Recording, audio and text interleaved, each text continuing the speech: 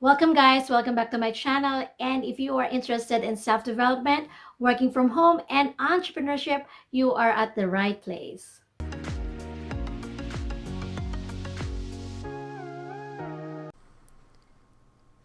In today's video, I'm going to talk about the 5 most common English grammar mistakes that we make, including myself, among an endless list of errors, whether you are a native English speaker or not.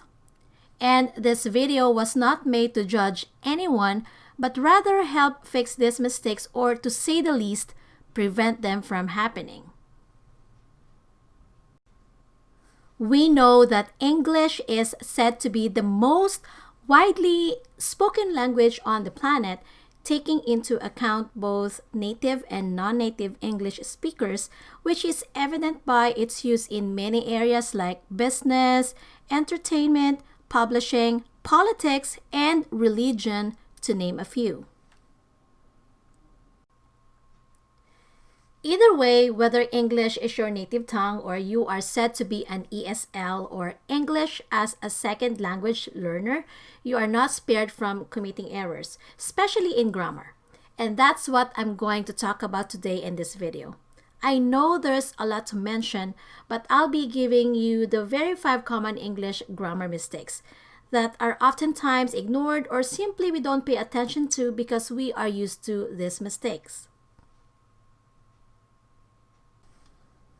The first common grammar mistake in English, either written or spoken, is the incorrect subject-verb agreement, meaning there's a mismatch between the subject and the verb. We know that the subject is the part of a sentence that performs the action or the verb. And one characteristic of a subject is that it can be a noun, a pronoun, or a noun phrase. So let me read these sentences. One of the things I like is writing, and then one of the things I like are writing. The correct answer is one of the things I like is writing. Because oftentimes we get confused because we thought that the subject is the word things and it comes before the verb, right? And this is where the confusion arises. In this case, the subject is a noun phrase.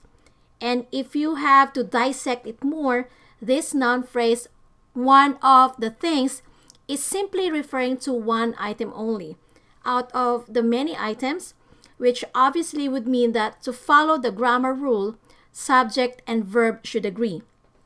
Singular to singular and plural to plural. And in my example, the subject one is singular, so the verb should be singular as well. And so the correct answer is one of the things I like is writing. The second most common English grammar mistake is the wrong use of the tense or verb form, which simply means that you should be mindful as to whether it's in the past, present, or future tense. For example, did you give your gift to your boss? Did you give your gift to your boss? This is very common in written and spoken English. Did is an auxiliary verb that is used to ask a question for sure. But notice that the use of did here, which is a past tense, cannot in any way be combined with another past tense, or else there's a misuse or a redundancy in the tense and verb form. So the correct form should be this. Now let's move on to the third one, which is the incorrect use of articles. And I can tell you that this is a bit confusing. So what is an article or articles? An article modifies or describes the noun. There are actually 2 considerations that we have to remember to be sure that the correct one is used. The first one is we have to know as to whether the noun that the article is associated with is either specific or general. For example, hand me the pen. In this case, we use the article the as a specific reference to a common noun, pen, that is one specific kind. As I said, one specific kind.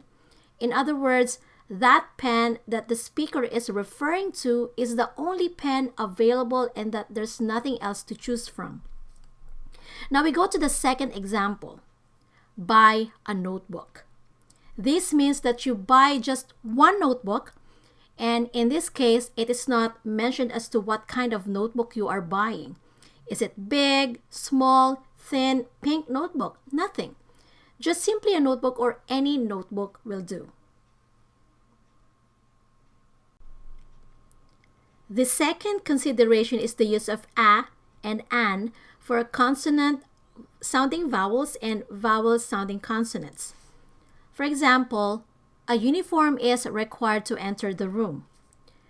So we use the article a here because uniform is a consonant sounding vowel like letter U or simply U and is pronounced as U, as in Y-U. And you don't say an uniform is required to enter the room. That's very wrong. Now we go to the next example. An NBA player died just recently.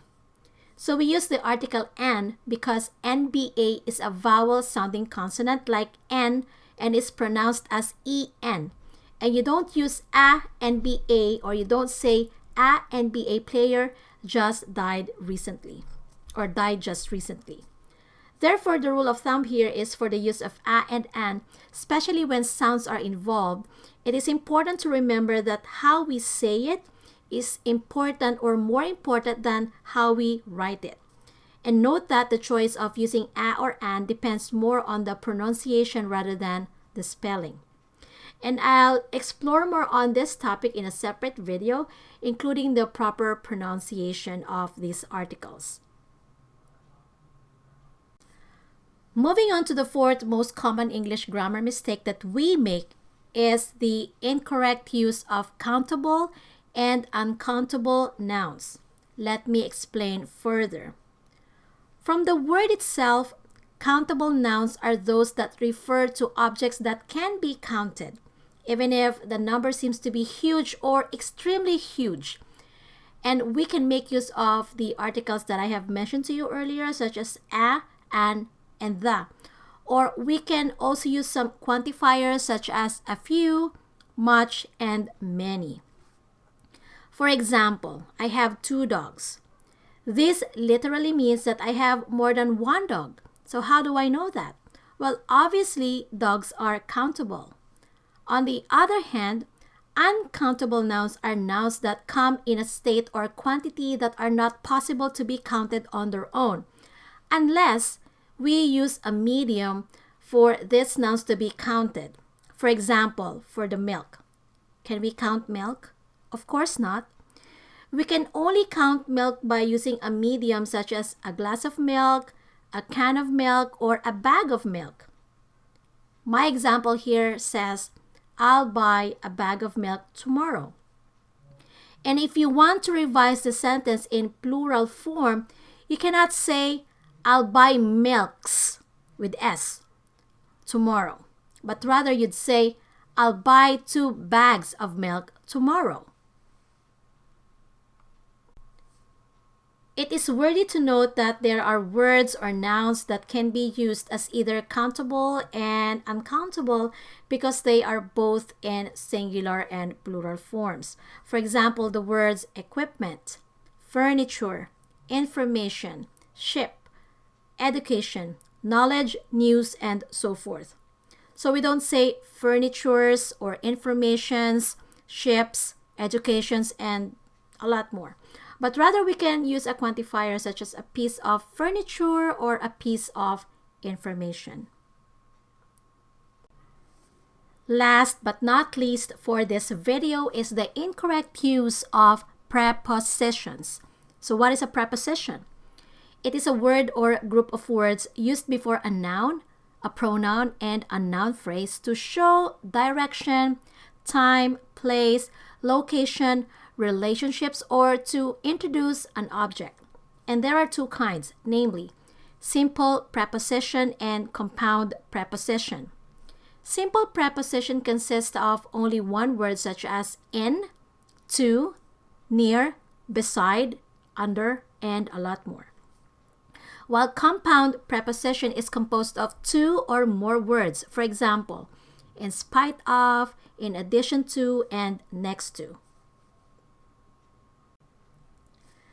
There are several ways where prepositions can be described and used, and I'll be doing an exclusive video for that purpose. But for now, I'll just be focusing on the common mistake that we make concerning the use of prepositions, especially the simple ones such as in, on, and at, when they are being used as prepositions to express time. The first one is the preposition in, which is used for parts of days, months, years, or centuries. For example, part of the day. I'm leaving in the afternoon. Chris is arriving in 2 weeks. Her birthday is in March and not on March. Simon was born in 1975. Next, we go to the preposition on. We use on when we want to specify days and dates. For example, her school will start on Monday. Cindy was born on September 5. The gym will open on December 5, 2017.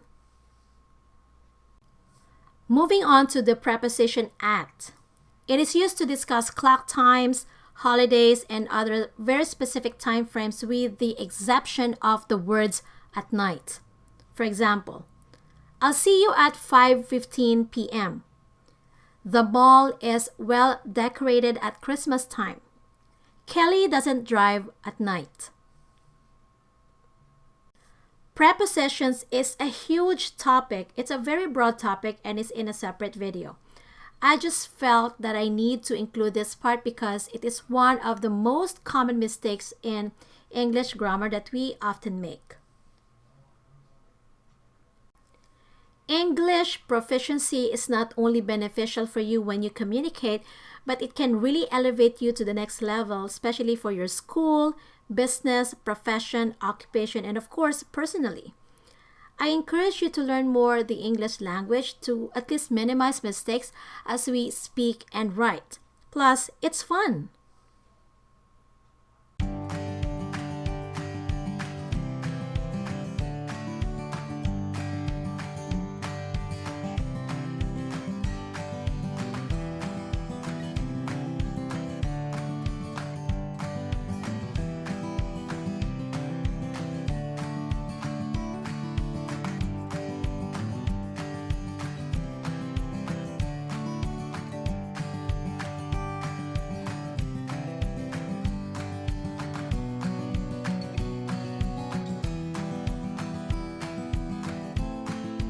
So again, I invite you to please subscribe, like, and share this video so you will be notified of the information I'm going to be sharing in the near future. And I'll see you again next time. Godspeed!